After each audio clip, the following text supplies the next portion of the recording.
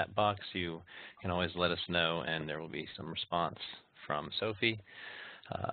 But we'll go ahead and get started. So welcome to How to Think and Act Like a UX Librarian. This is part of a series of online discussions brought to you by the ACRL University Libraries Section's Professional Development Committee. It's a mouthful. I'm Chris Miller, a member of the committee, and I'll be co-moderating the session with my colleagues, Greg Surback and Jason Martin. So first, a few announcements and logistical details get out of the way. Wanted to let you know that this is the first in a series of webinars sponsored by our committee that are going to be taking place over the course of the year. I'll give you more information about these upcoming opportunities at the end of the program. The session is being recorded, and we will send out the link to it widely once we have received it. It should be just in a couple days. And as for this session, we're going to begin with about a 40-minute conversation among our panelists. So please ask your questions using the chat box. We had over 500 people that registered. We don't have quite that many here, but still, if you could please try to limit the chat box to questions so we don't miss any. Afterwards, we'll have a formal Q&A.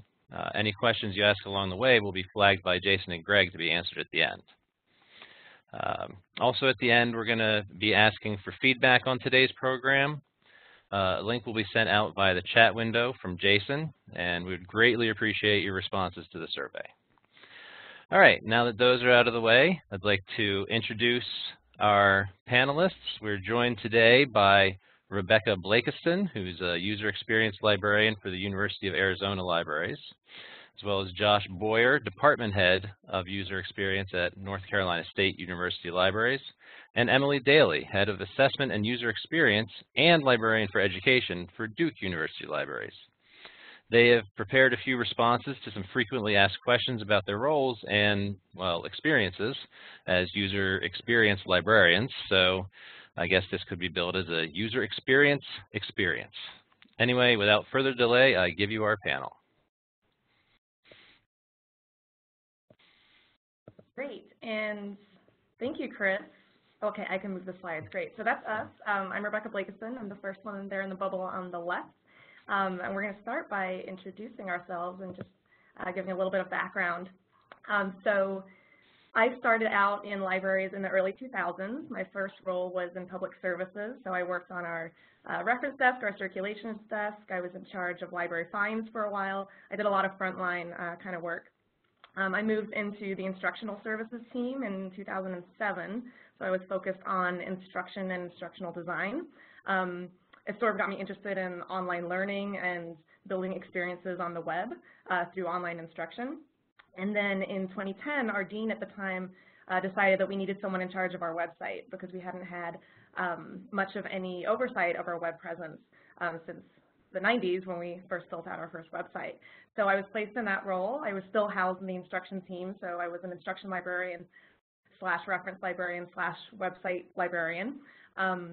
And then in 2014, we realized that didn't really do much instruction anymore. The website had sort of taken over my world. So I moved into the technology team for web design and user experience. And so I managed a team the last couple of years of web designers, web developers, a content strategist, and some student workers and user researchers. Just last month, we restructured again. I think a lot of libraries like to do this, kind of move things around. And user experience is one of those things that doesn't always have a natural home, so I think we'll talk a little bit more about that.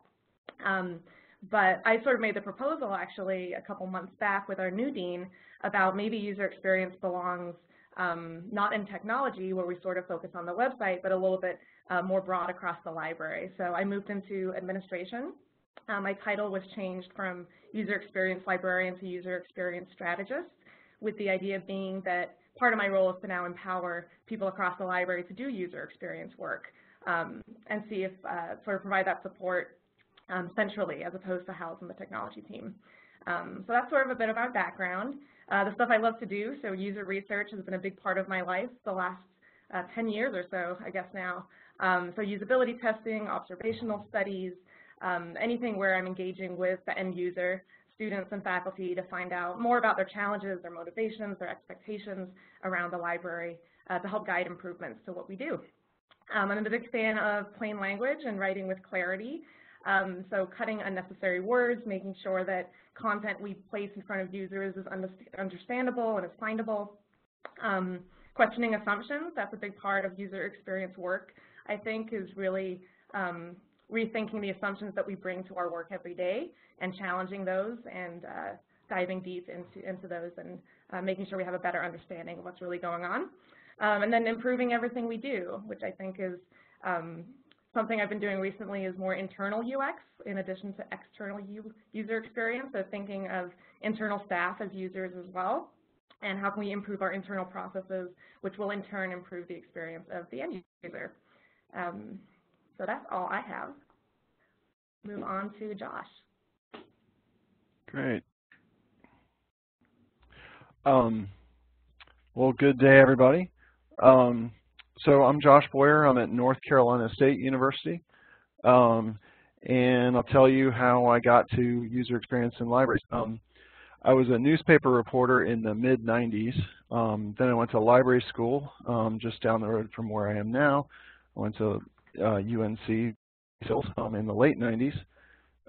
Then I got a job here at NC State as a reference librarian, and that became, I became one of the reference librarians working on a lot of web projects.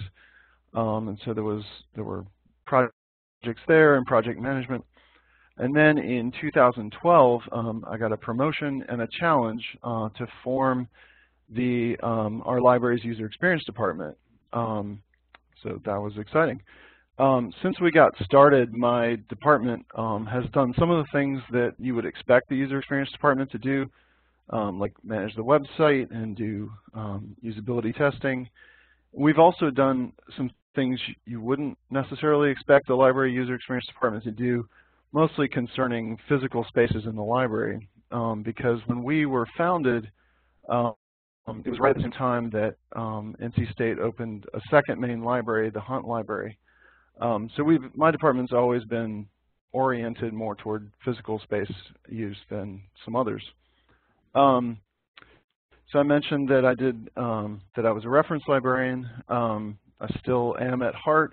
I don't work a reference desk the way I did years ago, but I do work an hour a week at the Hunt Library Ask Us desk and an hour a week on the chat service, just to sort of keep myself honest and to be able to talk to patrons one-on-one on a regular basis.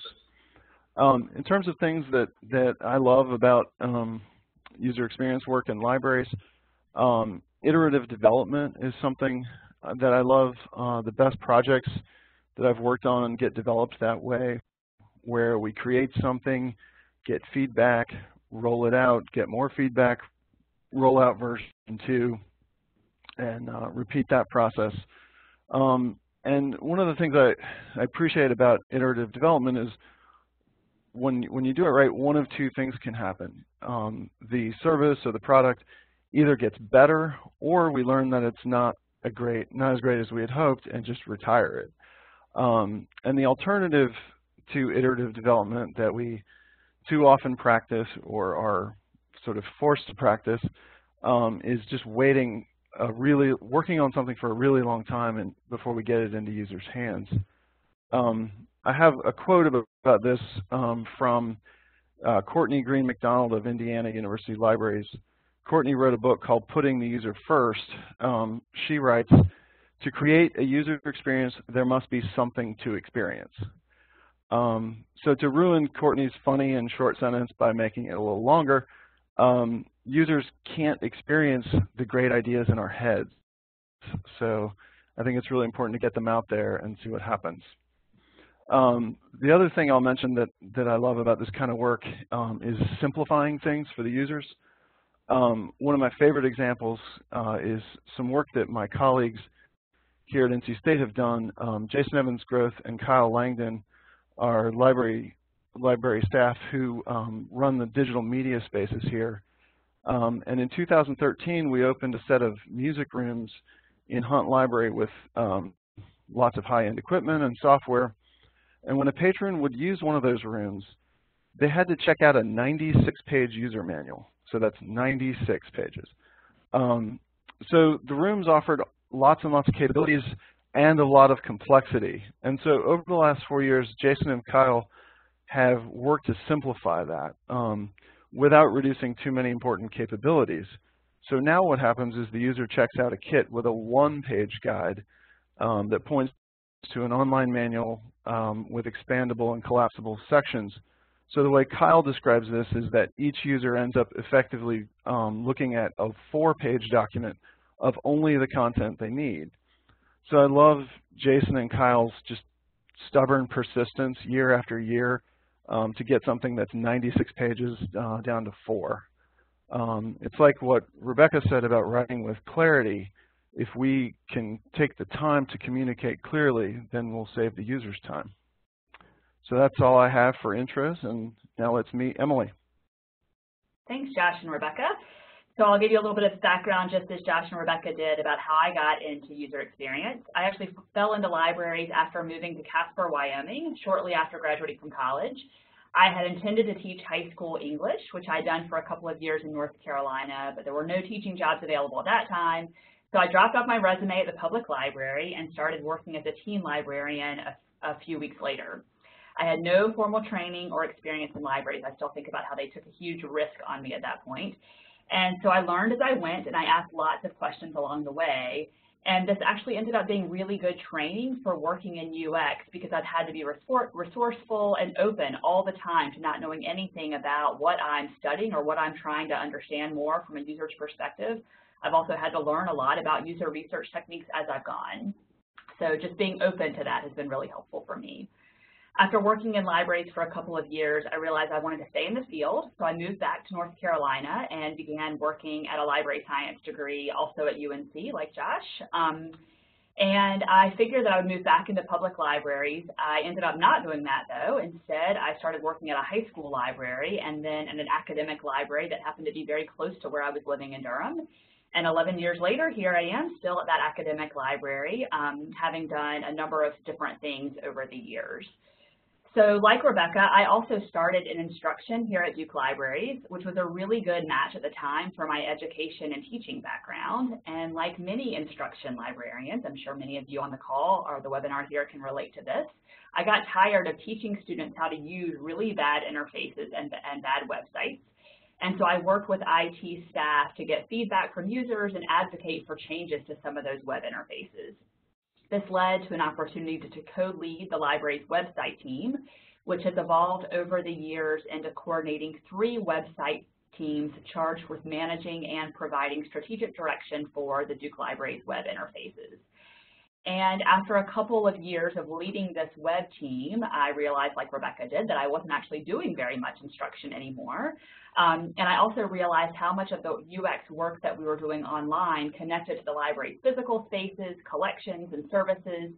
So I advocated for creating a small UX department that would consider not only web design and web interfaces, but also the library's services and physical spaces.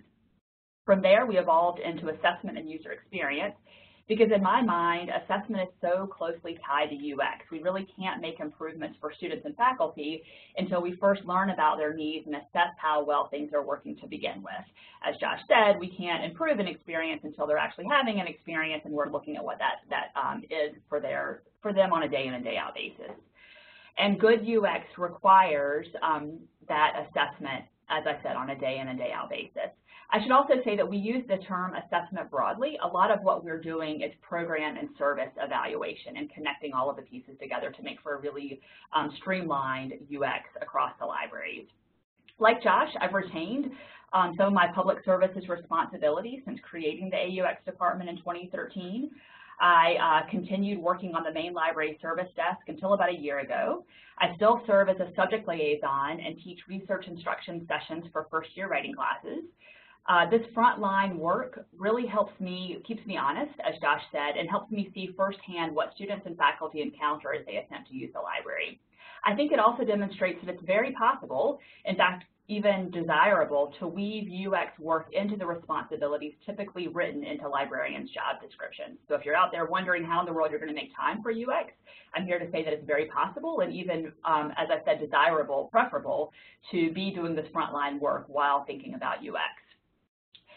Continuing this frontline work has also given me lots of opportunities to do one of the things that I love most, and that is hear user stories and learn more about their particular needs. I enjoy hearing how the library fits into their research or coursework, or in some cases doesn't meet their needs at all, leaving them to find ways to work around the libraries and its arcane policies, cumbersome interfaces. It's often through talking to users that I learn more about some big thorny problem that we're well aware of and that we're working hard to make better for users. And it might even be an insight from a researcher or a particular use case that will help us nudge us a little bit to understand the problem more fully or move closer to a solution.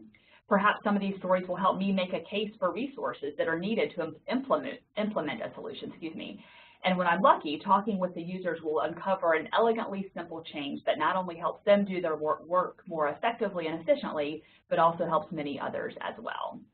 So that's about me. You've now met all of us, and I'm going to hand things over to Rebecca now to answer our first question.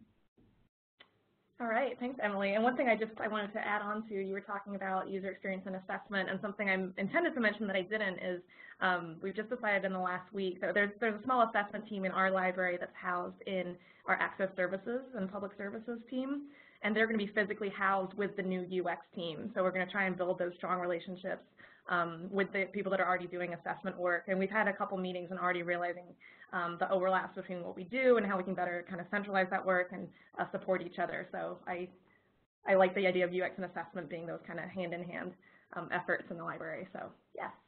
Cool. Yeah, that's been critical here, and I was really glad we were able to make the case for that connection. It was kind of a bureaucratic organizational decision that we were able to make because of some staffing changes, and it's worked out so well to have the two very closely tied.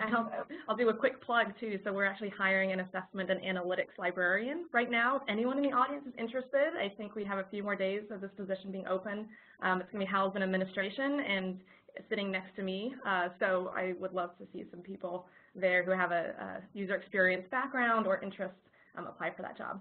So anyway, so for the question, so how does the UX librarian think? There was a few things I wanted to mention. So one thing is to notice everything. So as you're going about your day-to-day lives, paying attention to your own experiences, observing other people's experiences. I think once I got into user experience work, and I think Emily and Josh and I have talked about this, is it sort of changes the way that you go about your life and how you sort of see the world, and always sort of putting yourselves in the other person's shoes. Legit empathy for sort of everyone in your life. This is a photo from downtown Tucson, which is where I am. And it's photos of actual people in Tucson, and every time you walk downtown under the underpass, you see all these smiling faces of people that actually live in the city, and I thought it kind of reflected a little bit of that idea of thinking about all of the people that your work impacts as you go about your day. Another thing is questioning assumptions. I think I mentioned that a little bit already, but I do feel that the best UXers listen more than they talk. So we're talking to you today, but I think in most of our lives, we do spend a lot of time kind of diving deep into other people's experiences and really doing that deep listening as opposed to talking or making assumptions about things or jumping quickly to solutions when we don't necessarily understand the problem yet. Not rushing to judgment. And being a UX expert is actually knowing what you don't know and embracing that, and then seeking out the answers to those things that you don't know. Another thing is being patient. So user experience work can take on a lot, and there's going to be all sorts of things that you discover that you want to fix that you might not have the resourcing or the time to fix yet. So knowing that you can't fix everything, and that's okay, and sort of prioritizing and focusing on what matters most, so what's going to have the most impact, and trying to get good at that, distinguishing between those things and letting some things go, and being comfortable just not fixing everything right away because you're not going to be able to, and that takes some patience. And I'll pass it to Josh. Okay. Thanks, Rebecca. So in terms of how a UX librarian thinks, I think what we can bring is a point of view from where we can see the library a little bit differently than our colleagues. And so the way I like to think about this is the point of view that I try to maintain is 1 foot in the door of the library and 1 foot out. I like to make an analogy to a role in newspapers called the ombudsman. The ombudsman, some papers now call it the public editor, but anyway, it's a newspaper employee whose job is to represent the readers and the ombudsman is supposed to be willing to listen to underrepresented voices in the community and be honest about the ways that the newspaper falls short. So I sort of like that analogy and think of myself as a library ombudsman in some ways. Sort of seeing it from the inside and from the outside, as insiders, you know, I and all of us care about things like the library budget and the annual report that we have to write and professional development activities like this session we're all doing today. And those are legit. We do, you know, we have one foot inside the door in the point of view I'm advocating. But as the ombudsman, I think it's important to remember that none of those things are our users' priorities. And so we have to jealously guard our time and make sure we spend plenty of it figuring out what users' priorities are and working to improve those. Rebecca was talking about noticing everything, which I really like. My colleague, Andreas Orfanidis, Dre is the associate head of our user experience department. And on the note of noticing everything, Dre talks about walking through the library and just looking for the things that are not working as we design them to. So in Dre's words, where someone's trying to hack spaces to make them work, things like paper signs taped to a wall, the kind made by users, power cords strung across the floor, whiteboards used as dividers, people who take their laptops to stations where we've put desktops. These are opportunities to think about the user experience of what we've designed. So that's all I have for that question. Emily? That's great. I have just a couple more things to add, and some of these are very similar to what you've mentioned. One phrase I like from a Greek philosopher is, we have 2 ears so we can listen twice as much as we speak. So I repeat this phrase to myself, 2 ears, 1 mouth, 2 ears, 1 mouth. Because it's so important to ask questions and be ready to listen and to really listen, as Rebecca said, to deeply listen. This is the only way you can really understand all aspects of the problem.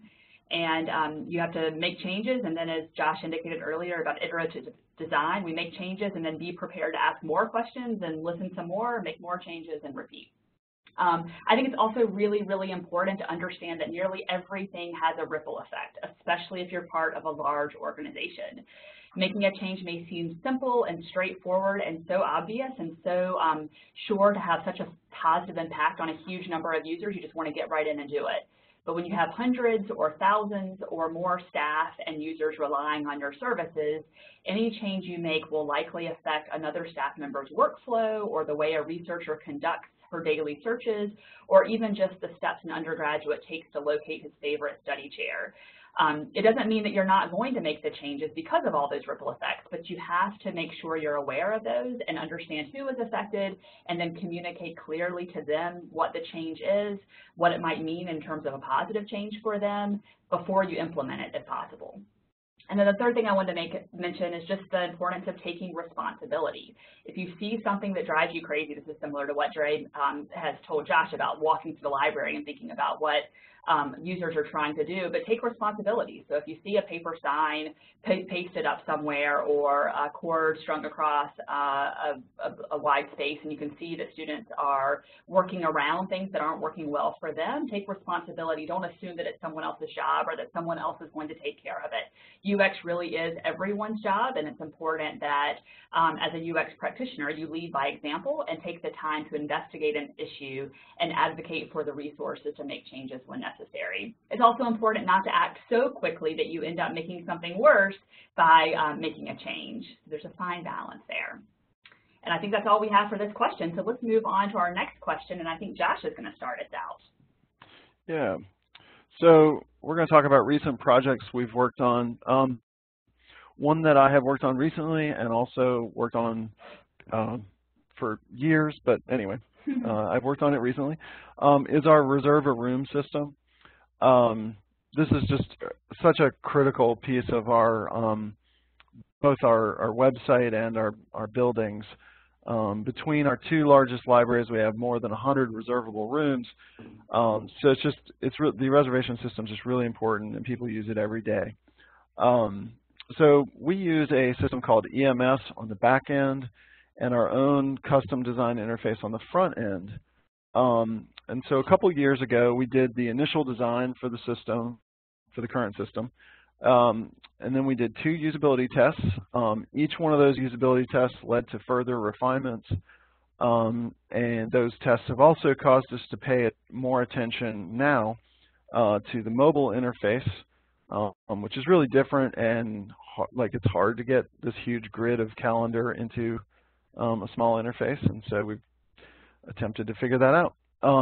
So later this year, we'll be doing more usability testing on the design that our designer just made. And so this project is really one of our best examples of the iterative development I was talking about, where we design, test, redesign, test, repeat. So that's my recent project. And I chose, there are a lot of projects going on, but one that came to mind with this question is our interview rooms. So this is an example of a need we heard from students through a university-wide survey that we distributed in the spring of 2016. This is a biennial survey that we offer every 2 years, of course. And students were letting us know through the survey that they were being asked to conduct phone or Skype interviews for internships and jobs, but that you didn't have a reliable phone connection or even a quiet private space to step into, especially in the middle of a day when they're going back and forth between campuses, between classes and other activities. We realized this isn't really a core library service necessarily, but we felt like there might be a need there. So we followed up to learn more about the resources that students have available through career services and other groups on campus that maybe are better positioned for this need. We put out a short, focused paper survey in a room that we had designated as kind of a stand-in interview room with a phone in case students needed it.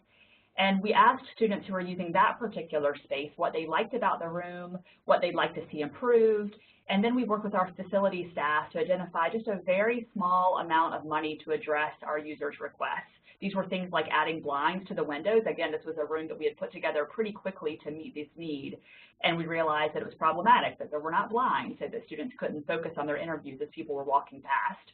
We also freshened up the coat of paint on the walls so that students felt better when they were doing a virtual interview. We also discovered in our collaboration with other campus groups that really there was no one else on campus filling this need. So we expanded our offerings in the library, not only to improve the one existing interview room we had, but also to make a second interview room and to make sure that the relevant campus groups knew about this so they could direct students to the library. We did some quick user testing on our online reservation system and informational web page just to make sure that those interfaces were working really well. And we made a couple of improvements and enhancements to our policies. We also tested the technology in the spaces to be sure everything was working really, really well. We thought about our help documentation, as Josh mentioned earlier. We got something down to a one-page help doc that works really well. We wanted to make sure that as students come in, they're in a high-pressure interview situation perhaps, and it's important that they be able to reserve the room easily and without any hiccups and then come in and use the technology. So while we have a number of projects going on at any one time, I chose this one because it's a good example of a fairly focused effort that came out of a larger assessment effort, which is our biennial user survey. This survey led to several smaller assessments that uncovered opportunities for us to make changes, like the enhanced interview room, and fill a need for students on campus. And as in Josh's example, it's also one where we've iterated over time. We started with a very small, no-frills kind of room, and we've expanded as we've seen the need and as we've been able to assess and understand more fully what students really want out of that space. So one recent example of a way that this is also connected to many other things that we're doing is that I helped lead this project at the same time that we were leading another effort to improve signage and wayfinding in the library. As you can see in the example here on our slide, we created color and icons-based signage for our group study rooms, our reading rooms, and our other specialized areas in the library in order to make these spaces easier for students to use and more recognizable in terms of their purpose and function. We realized, of course, we would need a sign for our interview room, and the first iteration of our sign actually included a graphic that was confusing and misleading. So we changed the graphic soon after the room opened to more closely represent what students could actually do in that space. As Rebecca and Josh have noted earlier, UX is all about paying attention to the small details. Of course, we knew we would need a sign for this room, but it was also really important that it be unified to our other signs throughout the building, and to make sure that even something as small as the graphic that we chose from the Noun project actually represented what is in that space. And I think that covers it for me. I'll hand it over to you, Rebecca, to talk about your project. Great. I love that sign, Emily. I'm going to borrow that. Please do. Borrow liberally. Great stuff. It's interesting, too, just both of those examples resonate with me, too, because I think, as Josh and I might have talked about, we did a similar project related to LibCal in the summer, related to reserving rooms, and we're constantly trying to find time to do the signage stuff because we have also just, large building. It's hard to navigate. We've done some work there, but I'd love to do more of that. So it's inspiring, so thank you. So the project I chose was, over the summer, I led an effort that we called the Research Lifecycle Project, where the intention was to make it easier for U of A, University of Arizona researchers to discover research support services that are relevant to them. And the intention was this would probably be some kind of content on our website, because our website did not well reflect all of the new services we offer, like data management and stuff related to open access support and copyright and even things like data mining and data science and some of the newer emerging services that we offer. So what we did is we brought together a group of stakeholders from across the library. So we had librarians from our research and learning department, from our Office of Digital Innovation, from our health sciences library, and from special collections. And we brought everyone together to work on this, and we really started out with some user research with our actual researchers on campus. So we recruited some faculty, some grad students, and also some people that did support for researchers, so people from our research development office on campus. We did a combination of user interviews and card sorting. One of our main goals was to make sure we use language and organize the content in a way that would make sense to people so that they could find it on our website. So card sorting, if you're not familiar with that, is use a lot of information architecture design to think about how people group categories and labels that they use. So you essentially get a bunch of content on index cards and have people group them and talk out loud about them and tell you what they would name the category. That's an open card sort, so we started with that in person. We did some team sorts and some individual sorts.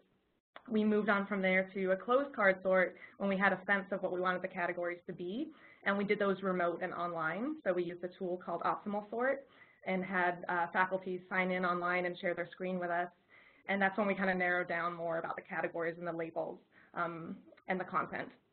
We did, one of the things that was really cool that came out of this is not only did we build out a part of the website that we are now proud of and that makes sense to people that uses language that they understand, we found out a lot of other information just through the interviews that we've shared with the library. So sort of these big themes among faculty that, you know, funding is really stressful, especially in the humanities and social sciences where you don't have as many opportunities to get funding for your projects. We heard a lot that researchers feel siloed and they can't connect with each other, especially if they're trying to do interdisciplinary research. They don't know who to reach out to make those connections and build those communities. We learned that connecting with experts in the library was really important, and there was no way to do that on our current website. So we're pushing that forward to try and have something within our staff directory so that people can actually find people by expertise. We have a way to find people by department, so our liaison librarians, but we don't have a way to find out, well, who is the copyright librarian? Who knows about citation management tools, that kind of stuff. So trying to connect people with other people was a big theme that came out of it. We did a competitive analysis, so this is where we go and look at a bunch of other library websites, and or sometimes outside libraries, but for this purpose we were looking at library websites to see how they organized and structured things and get some inspiration. So that's something that we often do. Some other interesting things that came out of this is we're building some campus partnerships now. So the goal of the project wasn't just to work on the library website, but to make this stuff more visible across campus. So I have a meeting scheduled with the training coordinator at our Research Discovery and Innovation unit on campus. That's where researchers tend to go. They don't tend to go to the library first. They tend to go to the campus research unit. So how do we work with them to make our services more visible on their website and make sure that they're connecting back to us and we're cross-linking between the two sites. We also made a connection with the Postdoctoral Affairs website. They were redoing their website, and one of them happened to come to one of our card sorts, and so she is now adding content to their site to make it more visible to postdocs.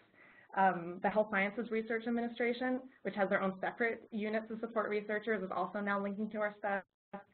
So we shared the content with them and worked with them. One thing that's really cool that's coming out of it is there's the main place that people on campus go is what's called the Research Gateway, and that website is really complicated. It's really large. They're doing usability studies on it, and so I've been invited to come and participate as an observer and see what happens in those usability studies, provide some guidance and expertise from our own experience over the summer, and so we'll make it better campus-wide, which is really exciting. So I wanted to share that as an example of how something can start out maybe smaller and more internal and turn into a much bigger thing that can have a larger impact across campus. So that's really exciting. And we'll see where it goes. Next question. All right, this is my favorite question, so I'm glad I get to lead. What is your favorite UX technique? And Rebecca just gave us some really good examples of some techniques that she's used recently. The technique that I'm going to highlight is a modified focus group, and I chose this one because focus groups often get a bad rap among user research experts and enthusiasts, but I think they can be really effective when managed well. I really like to form small groups around a theme and then ask a mix of individual questions and group discussion questions. So for instance, I might start by asking participants to reflect on a particular question by asking them to jot down every response that comes to mind on a sticky note. Maybe we'll do that for 2 minutes and they can just leave their sticky notes there. And then we can talk as a group after students have had a chance to think through and formulate their individual responses. This reduces the likelihood that one person who speaks and thinks really quickly will dominate the discussion, and ensures that every participant is able to share their thoughts, even if it's just privately and anonymously through a sticky note. I may go back to the sticky note or a similar reflective writing approach as we're going through the focus groups, and maybe I'll stop in a 60 or 90-minute session. Maybe I'll stop 3 times and do just some reflective work. Again, this really builds in opportunities for our quieter focus group participants especially to reflect and write their responses, and it's good for even those of us who aren't as necessarily reflective or ones to pause before speaking. It's really good to force that for some people, to make sure that people are really reflecting and thinking about their responses before just jumping in to talk. And of course, it also means that I have some nice artifacts after the fact of the sticky notes or the pieces of paper that people have written on, again, either anonymously or not, that I can code and use to supplement what people are saying aloud during the focus group. So Rebecca, what do you have for us now? You've already given us some really good techniques. What do you want to talk about as your favorite? My favorite. It's hard to pick your favorite, isn't it? It is. So the one I was going to talk about, the photo that's on the left there is in our library lobby, and on the right is Eric Radio, who's our metadata librarian, and then my grad assistant, Christina, doing some feedback from a student that was just passing by. So we do that sort of intercept recruitment model where we'll set up in the library lobby, ask someone for 10 minutes of their time, give them some snacks, and go from there. So I like, what I really like about just this method of having a regular fixture with just snacks and an easy way to just talk to students really quickly is you don't have to do much planning. You can do it on the fly. It's something that we're trying to get the whole library involved in. So it's been mostly me and my team doing this, but it's become more visible and people know that it's an option now. We started to do a regular cadence of this, so every Tuesday and Wednesday at a specific time we have this set up so that if library staff are working on something and want to get really quick feedback on a thing, they can come and work with us to do that. So that's kind of exciting. I do still think that usability testing is probably my favorite. So actually observing people trying to complete tasks on your website is something I always just learn something new every time I do that. And it's sort of just, it's the most authentic way that you can really see how your product's working out in the real world, even though it's got a level of artificiality to it. But I think the usability testing is still probably my favorite. So I'll go with that. How about you, Josh? Yeah, what Emily and Rebecca said. And so I'll add a technique that we've used in the past and we're going to use again in the coming year, which is wayfinding usability tasks, which are not online. They're you bring students into the library and you ask them to find some location, and then you can follow them, which is probably what we're going to do on the upcoming test. But in one test we did years ago, we put cameras on the participants' heads, and they, recorded what happened as they found places. And so a lot of things worked, so that was great. The things that didn't work failed so spectacularly that we were able to show our colleagues, like, here's what happens when you ask people to find such and such a room, and more than one student was wandering around in a staff area of cubicles looking for a public space. And so that footage really communicated, like, oh, this is a problem that needs addressing. So we have tried to address that. So that's my favorite. I have a funny little add-on to that because we did some wayfinding testing a couple years back, and my student thought the idea of I'll wear a GoPro. So he's wearing a GoPro walking around. And then there were a couple students that saw him and thought he was kind of a creep in the library with the GoPro. So if you do the camera thing, just be careful of how you do that in a way that's not going to sort of freak people out that there's someone walking around with their camera. But I love that too. I'd love to do more of that. Good point. So we'll move on to the next question. It is 12:40, so maybe we'll do one more prepared question, then we'll open it up. So if you are listening and do have any questions, make sure you enter them into the chat. Sure, so I'll jump in on this one. So the hardest part of doing UX work, I think we've sort of talked about this a little bit already, but scope creep. So I have a specific example I wanted to share of something that started out as a really small focused effort and became a much larger issue. So we wanted to improve a page on our website that listed the locations of books by call number. So it's just a table on the website. We wanted to make it a little more usable. And it ended up turning into this massive wayfinding project throughout the whole building because we realized that we didn't have, I mean, we sort of knew this, but it took working on this particular web page to make it come to everyone's attention, was we didn't have floor maps on the different floors. The only way you could really find things was these bookmarks on the second floor, but they weren't located anywhere else in the building. The signage was out of date. The signage was confusing and hard to find. So it ended up becoming a much larger project over the course of 4 or 5 months, including the GoPro experience. So that was one example of something that started small, and then once you realize that there's more than one touch point, the user journey is not just going to this one web page. That page is attached to the catalog. They're then in the physical space, and then they have to find the call number of the book on the shelf, and it's much more complicated than just a web page, which turns out to be the case in a lot of these types of things. Another thing that's hard is knowing that you can't do it all, that you really want to fix a lot of things. I said that earlier. And also maintaining strong relationships with colleagues and making sure that you're involving the right people at the right time.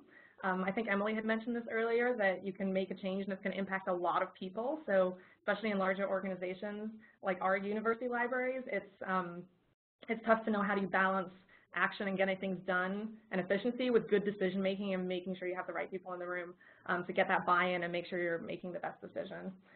So being thoughtful about that and how do you get that internal input. I'd say those are sort of the challenges. Josh? So what Rebecca said, scope creep, that has been the history of my department, scope creep. And rename yourself, Josh. Exactly. Anything that involves users, that was our job. And at one sort of comical, stressful / wonderful point a couple years ago, we were running the website like you'd think we would be, and we were also running a service desk and 2 maker spaces. And we got into all of those things because we have wonderful creative people who are user experience minded and you know, kind of go to where our community's enthusiasms are, and it's just fantastic. And it just got to be way too much. So we have had a restructuring, which was good. And so those wonderful people doing things like Makerspace are still doing it. They're just doing it in a different department so that we can focus a little better. So yeah, I'm going to agree on scope creep. How about you, Emily? Yeah, I think that's a really good one. And I'll also just add that it's really important just to remain open-minded at all times, both when you're talking to your users and other library staff. Josh and Rebecca and I have all been in one institution for quite a while, and so it's easy to feel like, oh, I've heard that. I've heard all the issues. You know, graduate students ask me for microwaves every single semester. I have my pat answer. It's easy to think that you know all the problems and you know why you can't solve all the problems users see. And it's important to be realistic and reasonable and know that you can't change everything, but also be open to hearing that feedback and the perspectives from users and staff, because you never know when one new tidbit or story might lead to a new possibility for improvement that you've never considered before. Things do change. It's important not to just have that knee-jerk reaction of like, oh, yep, I've heard this before, we can't do it. It's also important, and Josh got at this earlier, that our users just don't care about our policies or our systems that prevent them from doing the things that they need in order to do their work. So I sometimes find it challenging not to defend a library for whatever system or policy we put into place, because of course there usually is a really good reason for having that system or policy. But that defensive behavior really tends to shut down conversation. Students and other users don't really want to hear all the whys. They just want to be able to vent a little bit and express their point of view. So while some users might be sympathetic to the reasons that you can't make changes and appreciate that very brief explanation, I found that a lot really don't care. They just want to go through their lives and be able to be as effective and efficient as possible. And it's also really important to apply the same open-mindedness, and I find it more challenging sometimes to do this, but to apply the same standard when you're talking with staff, who naturally want to explain why they can't change a workflow or why they must do something the way they've always done it. It's very tempting to dismiss that kind of explanation and just assume, oh, they're the old stodgy staff who've been here forever and they have their way of doing things. But if you want to collaborate with your colleagues and really affect any kind of substantive change, it's really important that you're willing to hear them out and understand their points of view. So I guess this takes me back to my earlier 2 ears, 1 mouth viewpoint on the world. So I'm looking at the time now, guys. It's 12:47. We should probably get to our audience Q&A. What do you have for us, Jason and Greg? All right, I've got some, hopefully everybody can hear me, some good questions. First, Rebecca specifically, we had someone asked if you could share the part of your website you were talking about the research information, if that's publicly available. Could you share that? I don't know if you maybe could put the URL into the chat box. I'll post it in the chat. Well, let's do a usability test. Everyone go to the, so the U of A University of Arizona Library website, we have a section called Research Write Publish, and under there it's called Support for Researchers. I'll go ahead and just post it in there. Okay, and it is live. It's, again, we've been talking a lot about iteration, so it's on like iteration 17, I think, right now, and it's, when we meet in a couple of weeks with the Research Gateway people, we'll be updating it again, but it's definitely there. Okay, great. I'll put this one came in specifically for Emily, but I think it would be great if all three could answer. The question was, what are some successful strategies you've used to get participants for your focus groups? But this always stymies me as well, is recruiting students to come in and take assessment or do whatever. How do you all get participants for these various projects? Yeah, so Rebecca talked about her on the fly. You call it something different there, Rebecca. You call, what do you call your? Well, I say for the, I think intercept recruitment. Intercept, yeah, yes. Intercept so we call it on the fly, and so we also set up tables like Rebecca does in the lobby where we ask people to come through. We set up right outside of our coffee shop, actually. I put my corporate credit card, university credit card at the coffee shop and open up a tab and then buy coffee or a cookie for everybody who comes through and participates in the usability test or does a short user research activity. In exchange for their time, they get a cup of coffee. So that's obviously a good recruitment tool, and it ends up not being as expensive as it might sound like. A lot of times students will actually go through and buy the coffee, and they're willing to provide feedback. So that's one good way of getting feedback. In terms of focus groups, I think it's really important for students to have a vested interest in whatever the focus group is. So this semester we are focused on exploring the needs of particular populations within our university. So we're looking at international students who have completed an undergraduate degree in another country, or 1G students, so first-generation college students. And those students have very particular experiences and are have been, at least so far, really open to sharing their experiences when they know that we are doing a focus group that is particularly to learn more about their particular subpopulation. It's a group of students that they, it's a need they feel really strongly about. They want to express their experiences, and so we've had success recruiting for those particular needs. In order to identify and recruit them, we go through institutional research to identify all of the students who our institution identifies as first-generation college student or as international, and then we reach out to a lot of students in order to get a few back. Keep in mind that with a focus group, you really don't want more than about 8 students in a single group, and so you don't have to recruit a huge number of students. Josh, are you still doing your recruitment log? Yeah, the way we've been recruiting the last year or so is we get from our campus, we ask for a sample of 2,000 undergraduate and graduate students, and then what we do is we email the 2,000 through using Qualtrics. But anyway, and the email that goes out to them near the beginning of the semester is, would you like to be in our pool? We will send emails once a month offering you a free lunch if you'll participate in the usability test or focus group, and so that's what you're signing up for. Would you like to sign up? And so we sent to 2,000, and then last year we got 400 people in the pool. This year we've got fewer people in the pool. We got a couple hundred. I don't know why the number dropped. I also don't care. We're not gonna 200 is way more than we need. So what those people in that pool are is people who have said yes to, like, they're interested in general. And then when an actual test comes along, then we find out who's available on Thursday. Mm-hmm. That's great. I want to use that idea. We have an ongoing log of when we do the intercept recruitment in the lobby. Every time we engage with a student, we ask if they're willing to participate in something similar in the future, and we get their email address. So we have an ongoing list of all the people that might be interested in. But I like Josh's idea. You can get a lot more people that way. Something else we've done successfully when we were recruiting more targeted populations, like faculty, or when we redesigned our special collections website, we really wanted people that care about special collections that would use it in their research or their teaching. So for that, we worked closely with our liaison librarians and the other librarians that have these connections with faculty already. Like the research lifecycle one was all individual emails that I sent but copied the contact who had recommended that person and said, oh, I've heard that you've worked closely with Annabelle at Health Sciences and she recommended you to participate in this thing. We're trying to improve the website in order to make our services more visible. And that tended to get a really good response because they had that human connection and it was someone that they'd worked with before. So we've had success with that for faculty. I also want to quickly mention, in terms of recruiting people in the lobby of your library, the best we ever had at that it was Eka Gregoric, who's now doing user experience work at McGill University Libraries.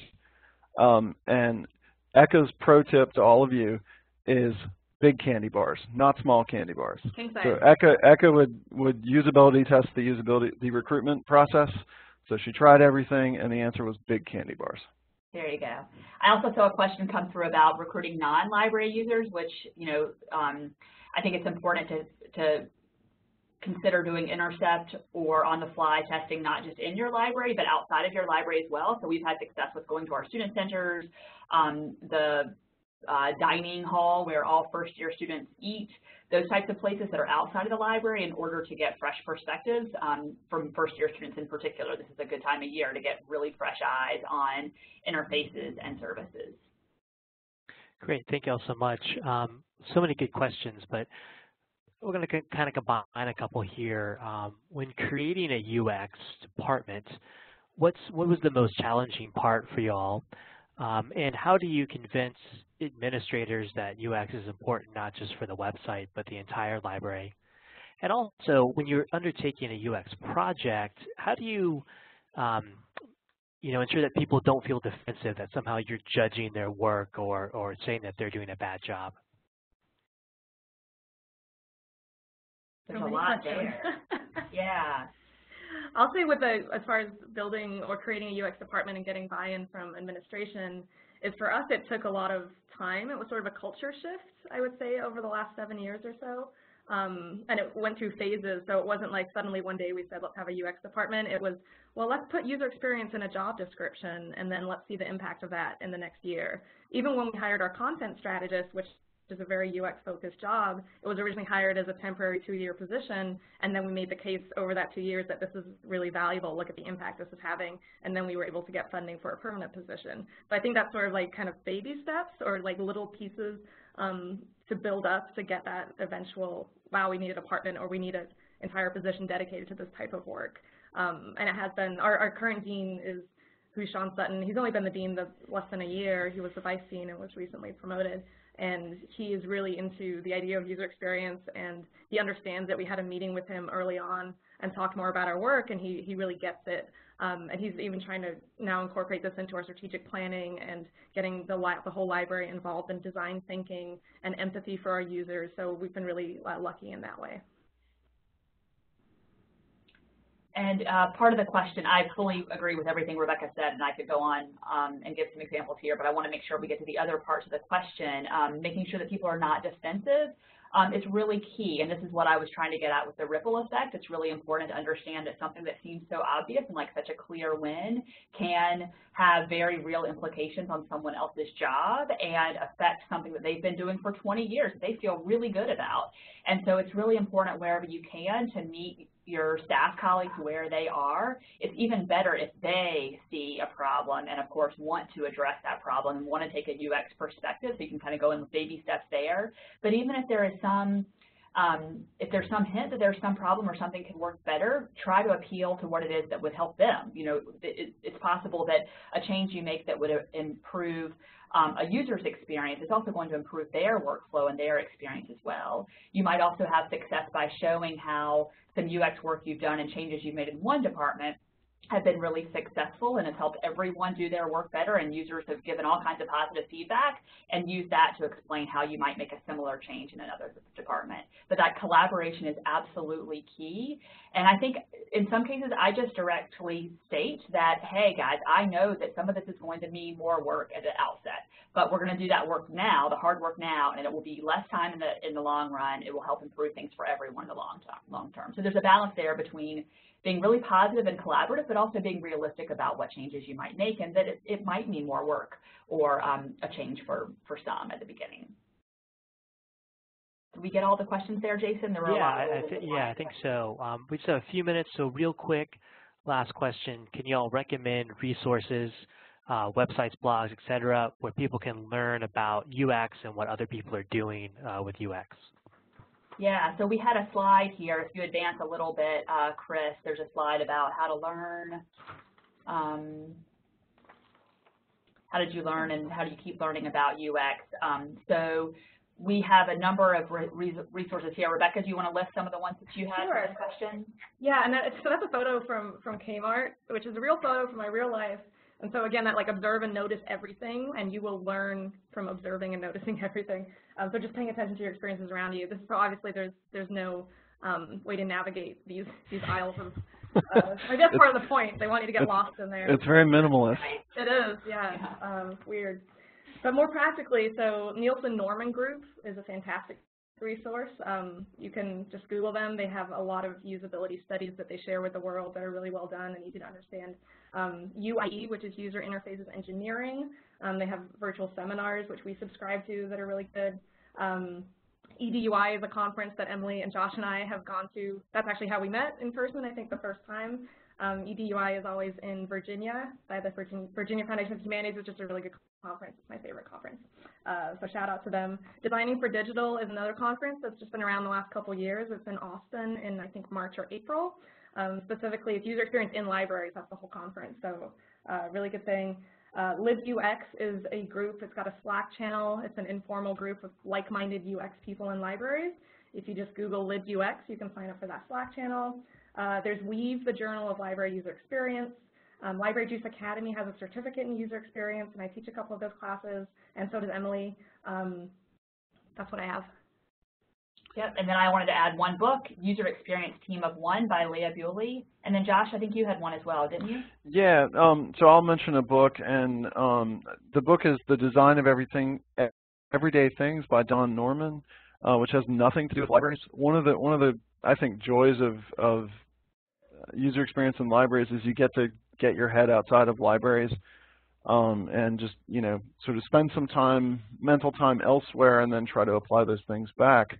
So The Design of Everyday Things, most memorably to me, is about glass doors and door handles and just everyday products. I work in a library with lots of glass doors, and I watch people face plant quite a bit. So that one spoke to me. Yeah, I want to echo getting out of libraries as much as possible with conferences, webinars, just to get a new perspective on things, I think can be really helpful, and then apply that back to libraries. It can be done very easily. There's a lot of great UX work going on beyond just libraries. All right, well, I think we have run out of time here, so let me say thank you very much to Rebecca, Josh, and Emily, as well as my co-moderators from the ULS Professional Development Committee, and of course, Elois and Sophie at ACRL. So remember that we will be sending out the link to the recording of this session in a couple days. And also, please fill out the assessment instrument, a link to which has been posted in the chat window. And finally, as I mentioned at the beginning, there will be two more. We currently have two more webinars scheduled. One will be November 9th at 4 p.m. Eastern, and that is all about assessment, planning, conducting, and communicating library assessment. And that will be followed on December 5th at 2 p.m. Eastern by a webinar titled Set Big Goals, Get Big Results. So more information and registration information will be forthcoming, and we hope you will join us for those. So that's all we have today. Thank you all for coming. Have a great day.